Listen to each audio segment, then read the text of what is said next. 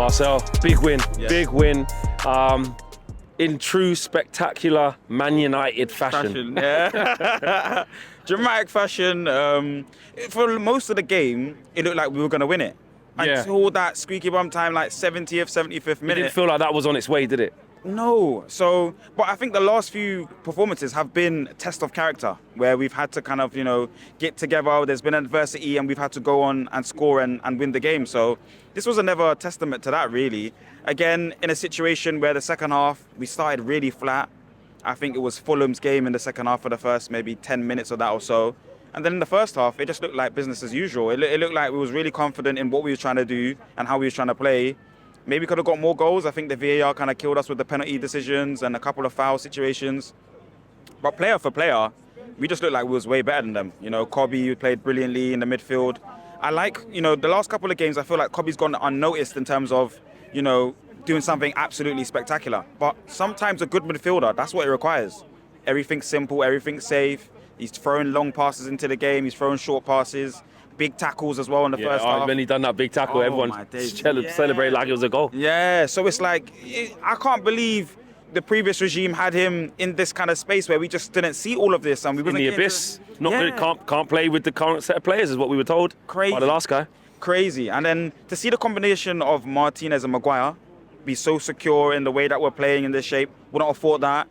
Luke Shaw, Dalot, wouldn't afford that. Dalot was good today. Yeah. Dalot was good today, winning duels. He stepped forward. He put Brian and Bruno through the beginning of the second half as well. Yeah. Should have probably got an assist for that. He used the ball quite well. He's just become more like steady Eddie now, rather than, wild Dalot things going wrong, kicking it out, bad touch, letting guys run off him. Very assured performance from him today as well. I think Gary Neville kind of compared himself to being like a steady Eddie type player. Did, And you could maybe say Delot's kind of in a similar ilk of player where it's just nothing spectacular in either third, but he does the basics reasonably well and he's getting out to players a bit quicker. Yeah. I think Carrick's kind of instilled that with everyone. You can feel it, can't you? You can see it.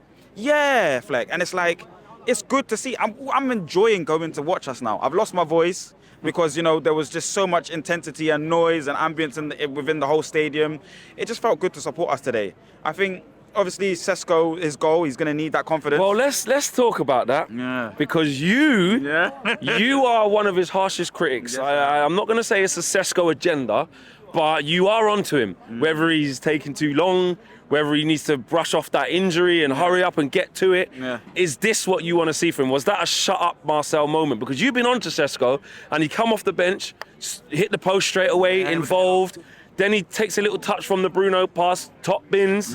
Like, this is a shut up Marcel moment, no? Definitely. I have to hold this one because, goals is what is his currency as a striker. You have to be able to produce goals. And in this game, 2 moments, I didn't like the touches at times or the pressing, but that's little minute things. I think that's instruction though, because both, even when Mbeumo and Bruno were up front, they weren't like this full throttle press. And when we did go after Fulham, we kind of needed not to. They kind of played through. Yeah. Mid-block was better. Yeah, I think it just suits us better. You're right there, but I feel like I want a little bit more from him, but the goal's good enough. I have to hold up my hands. And in transition, he kept the ball, rode a couple tackles, won a free kick, relieved a bit of pressure off the team.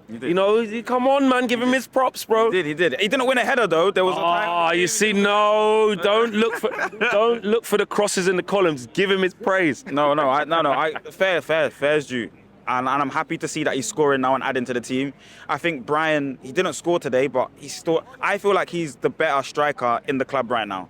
It just looks so right with him in that forward line. Free, fast kind of players. Obviously no Dorgu, but Cunha was a bit flat in the first half. It wasn't his best game, was it? Yeah. Apart from the goal, it actually wasn't his best game. And his role that he played from taking himself from the left, he went wandering, went past Casemiro, I think that centre-back's called, and won the free. He won the pen, then overturned, but then turns into the free kick, which leads to the goal. Yeah. That's from individual brilliance of running past him. But other than those 2 moments, he wasn't great. Yeah, but that's what I love about him. He's not. That's what you pay the money for. Yeah, he's just a real maverick, and he's going to take the game on and try and create moments. It's something we'll produce from him at some stage in the game, and I was happy to see his goal. Good finish as well. I think Casemiro slides it through and gives him the eyes, gives the defender the eyes, kind of says he's going to go one way, then just pushes it through the lines. Casemiro was brilliant as well. Casemiro, bro, it's mad. I mean, he's one that's in for a lot of criticism when, when things were going badly, and he's, he, by his own admission, wasn't playing well. Toby Collier was keeping him out even under Amrim. Yeah. Forget the couple of years before that where he was good. But he's rolling. But this tour that he's on, farewell tour, is something. Gives away the shirt to a young fan at the end of the game, little touches of class. I think if he keeps playing like this, I don't think we'll lose another game of football for the rest of the season. Chill. Honestly, Fleck. Chill. And I'm not a big advocate for him. I wanted somebody else to replace him. Yeah, which is still the case. I mean, you still need the Anderson, you still need the... But what, if he keeps playing like that, come on, man. Bro, if he keeps playing like this, Fleck, I can't see us losing. Like, the way that him and Kobe connect, it's just so good. It's just so good. So I can honestly say I can't really envision us losing a game this season. We've got Spurs here again, which is another opportunity for us to show our level. West Ham and Everton. These are winnable games, and he needs to be part of all of it. Like, I don't think he comes off today. I know he did. He got he did, and he did. And then actually, it wasn't until he went off that he started tanking. Yeah. And that's another thing. Like, the energy kind of went. I want to praise Sesko, and I'll keep it that way. But it's like Agate, Sesko, like Carrick needs a bit more quality or part of the squad. I'm not a man that's advocate for just the 11. It's a squad game. Yeah. So we need a never upgrade, and never level up in terms of what we can bring onto the pitch. Finally used Ugarte today as well in that way to kind of come on. Sure, maybe sort of Casemiro sort of getting tired a little bit. But the other subs does look a bit ominous. Like, I don't think he's going to trust Xerxes much. No. Mazraoui's going to come in to, fill in and see the game out. Yoros, same sort of vibe. Yeah. Heaven might find opportunity scarce now.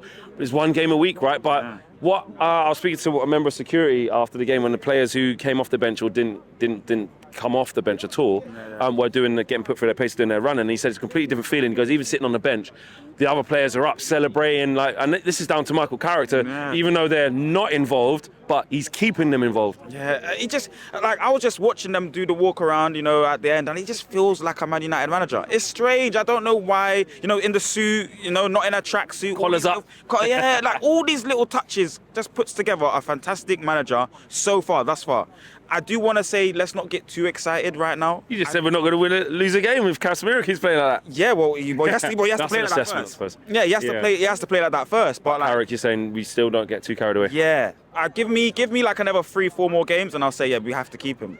After 3-4 more games, and I should say 3-4 more wins. Then I should say, because I do genuinely believe that. So after another 3-4 more wins, and their performances against Everton, low blocks, their performance against West Ham, low blocks, and he's able to find solutions, make the subs at the right time and tweaks, bro.